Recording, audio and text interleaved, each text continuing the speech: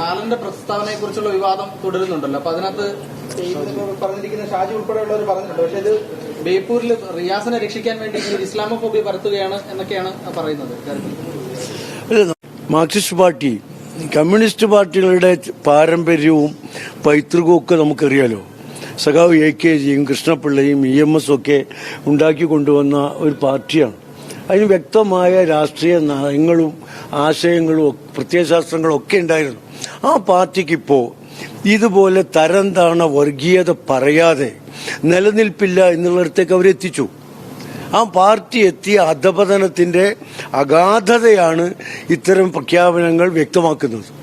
ഈ മാറാടൊക്കെ പറയുന്നത് ബേപ്പൂരിൽ റിയാസിനെ ചെയ്യിക്കാനാണെന്നാണ് പറയുന്നത്. അതിലെന്തെങ്കിലും അല്ല, കേരളത്തിലെ ജനങ്ങൾക്കിടയിൽ ഇപ്പോൾ കാണുന്ന സൗഹാർദ്ദവും സമാധാനവും ഇല്ലാതായി ഒരു ഭീകരത സൃഷ്ടിച്ച് എങ്ങനെയെങ്കിലും അധികാരത്തിൽ തിരിച്ചെത്തണം. ഇവിടെ ജനാധിപത്യവും മതേതരത്വവും പറഞ്ഞ ഒരു കാലത്തും കമ്മ്യൂണിസ്റ്റ് പാർട്ടി ഇനി കേരളത്തിൽ അധികാരത്തിലെത്തില്ല, ഇന്ത്യയിൽ എവിടെയും അധികാരത്തിലെത്തില്ല എന്ന് ഉറപ്പാണ്.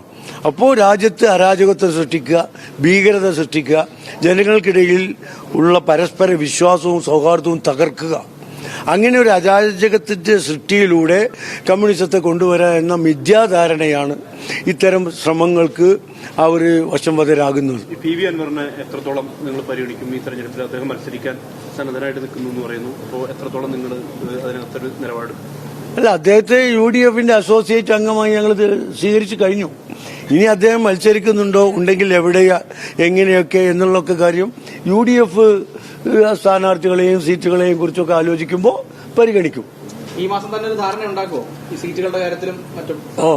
ഈ മാസം അല്ലെങ്കിൽ അടുത്ത മാസത്തിലൊക്കെ ഉണ്ടാവും.